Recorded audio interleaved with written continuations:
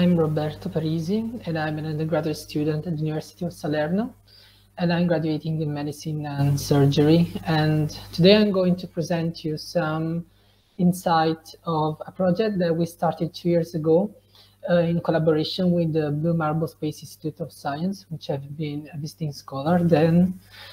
And I'm going to focus my presentation on the implication of ionizing radiation that we can find in the space environment, on kidney injuries, in particular on nephropathy, and the onset of renal cell carcinoma. First of all, we have to define what kind of space radiation we can find in space. And for this reason, I try to resume it in just this little table that you can find in this slide. We can find the three most important elements that are cosmic rays, solar particles that derive mainly from solar events like solar flares, and lots of particles that are present in a geomagnetic field enclosing the Earth. But for the sake of this presentation, we are talking about deep space exploration.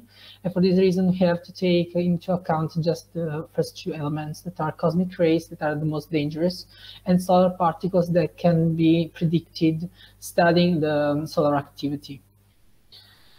So space radiation has a very important burden on our cells, especially the genetic material. And as you can see from this slide, there are mainly a direct pathway of danger that is due to the onset of mutations in the bases in the DNA, but also an indirect damage that is caused by the water ionization that leads to the creation and genesis of reactive oxygen species that are then able to interact badly with our genetic material. And also another important aspect that we know today, thanks to a lot of research, is that even the cells that are not directly irradiated by space radiation can suffer due to their interaction with cells that have been exposed to ionizing radiation. And in the case of an astronaut that is bound to have a deep space exploration, the whole body is irradiated, and this leads to major consequences in terms of health. This is just a slide because we are going to talk about lots of things in the next ones, and it's just to discriminate different terms in the jargon. Then we have radioactivity, that is just the direct measure of radiation. We have an absorbed dose, that is just the energy absorbed by an object, matter after the radiation. And then we have two elements that are very important in biological sciences, that are the equivalent dose and the effective dose, that are calculated studying the type of radiation, but also the weighting factor of the tissues that we are taking into account. And this is mainly what we have done in the last 2 years with the project I was talking about before.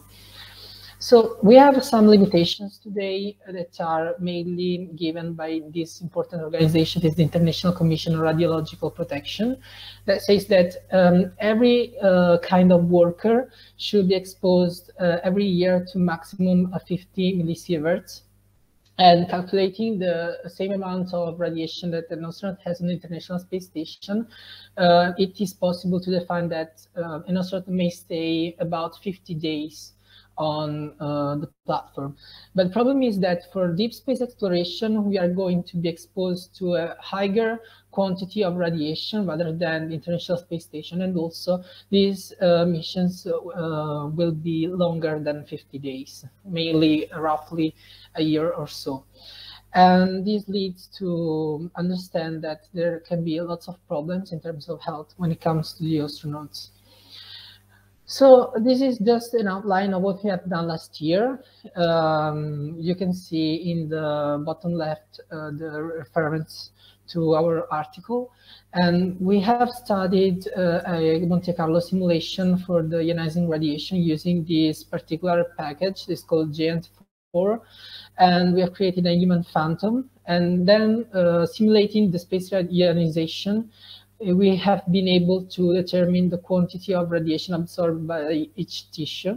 In particular, we have focused our attention on the ones that are usually more affected by ionizing radiation, that are the most radiosensible tissues, that are characterized by a high proliferation rate, like for example, the bone marrow, Or you can think about, for example, another important tissue that is affected is the eye, although it doesn't have the same proliferation rate that we can see for the bone marrow and the hematopoiesis. Even the kidney is not actually a very radiosensitive organ in terms of proliferation rate, but there are lots of evidence coming from especially radiotherapy sessions and nuclear accidents that has led us to focus more on this particular aspect. These are the radiation doses that we have calculated thanks to the GENT4 DNA human phantom. And you can see from the data that we have derived that both for the left and right kidney, we have the indication of a dose that is quite higher than the recommended dose that has been studied and described by the ICRP before.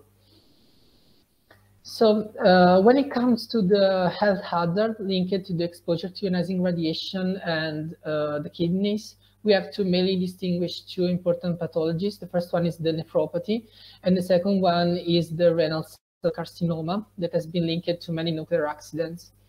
So in general, radiation nephropathy can be described as this inflammatory process that is caused after the exposure to ionizing radiation.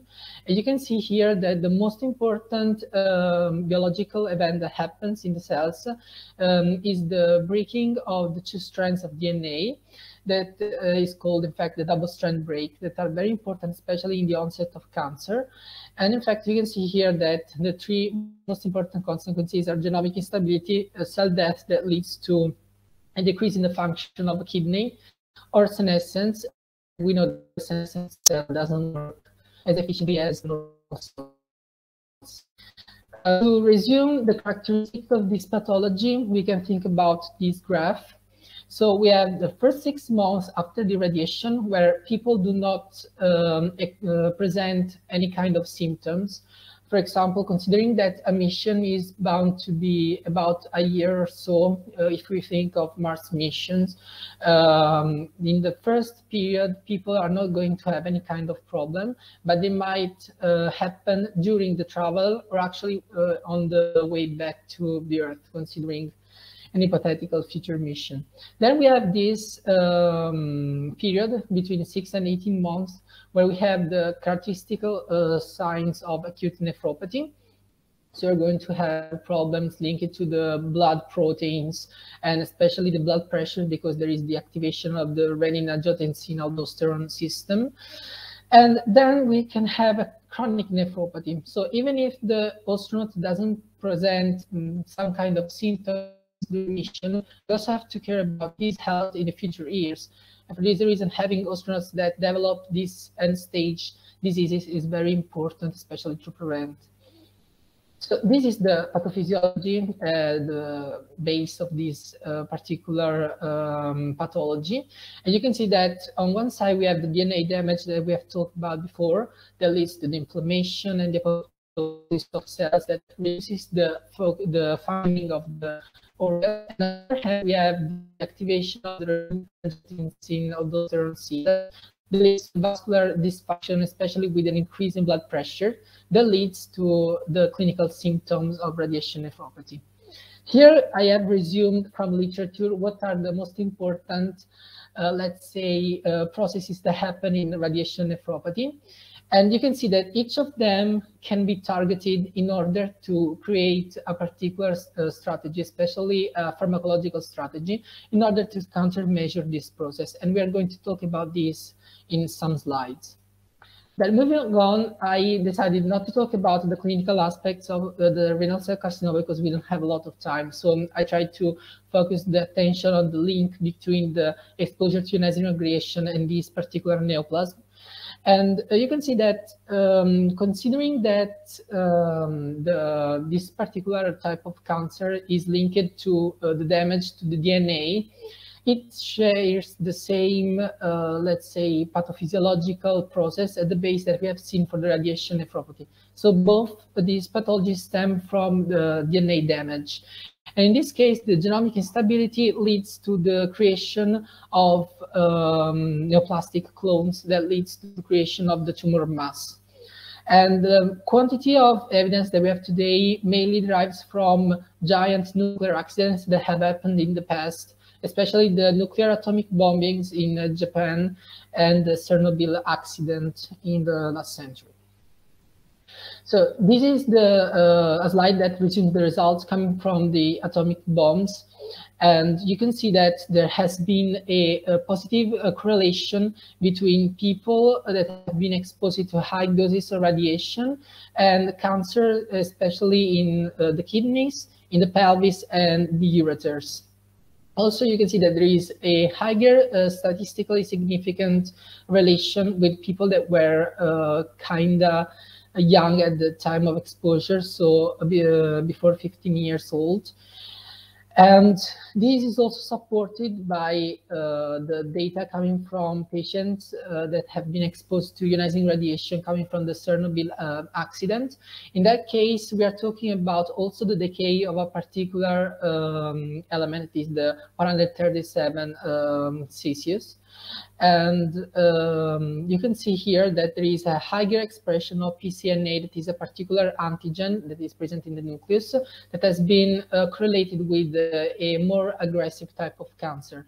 So there are many kind of association deriving from these particular historical events that can show us there is a correlation between the exposure to ionizing radiation of kidney cancer. So how can we translate this knowledge into what we are talking about today, so space ionizing radiation? We can say that considering the millisieverts and so the absorbed dose that we have seen in our project and these particular events that happened in the past, there is a very strong resemblance in terms of absorbed dose. And so for this reason, we have to take into account the possibility that the DNA damage caused by space radiation during a particular mission, especially in the deep space, can lead to genomic instability that then can develop into the onset of kidney cancer. At this point, we have to also take action. So what can we do in order to prevent at the best the onset of these pathologies? When it comes to the nephropathy, considering all those elements that I put in that slide that resumes all the particular aspects, we have different drugs that have already been used in other kind of treatments that can be repurposed for this reason. For example, you can see that the ACE inhibitors that are antihypertensive drugs can be used also to reduce the fibrotic process that happens after the exposure to ionizing radiation. At the same time, considering that there is a lot of oxidative stress, we can use the N-acetylcysteine in order to prevent the damage caused by the reactive oxygen species secondary to the water ionization. And then we have these particular substances that are usually created by our body, but they can be also be administered by physicians through drugs. That are the epoxy-eicosapentaenoic acids that are also able to ameliorate the performance of kidneys in order to reduce the impact of ionizing radiation. And these are just two of the mechanisms that I can present today in a slide. So this is the action of the ACE inhibitors on the synthesis of angiotensin II that mediates, as you can see, lots of particular physiological processes that, if chronically stressed, can cause kidney damage.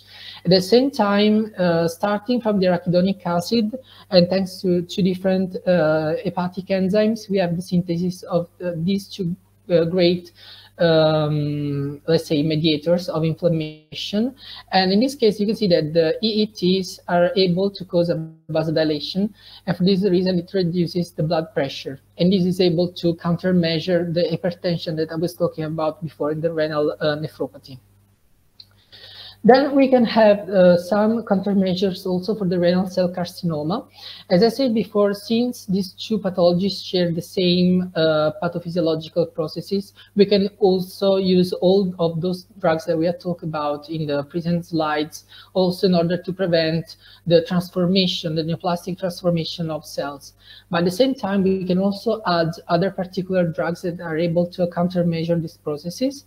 The first and the most simple way is to introduce dietary antioxidants. So changing the astronauts' diets in order to introduce antioxidants and other substances that are able to countermeasure the presence of reactive oxygen species. But we can also use the atorvastatin that is being correlated with radioprotection, probably mediating some inflammatory processes.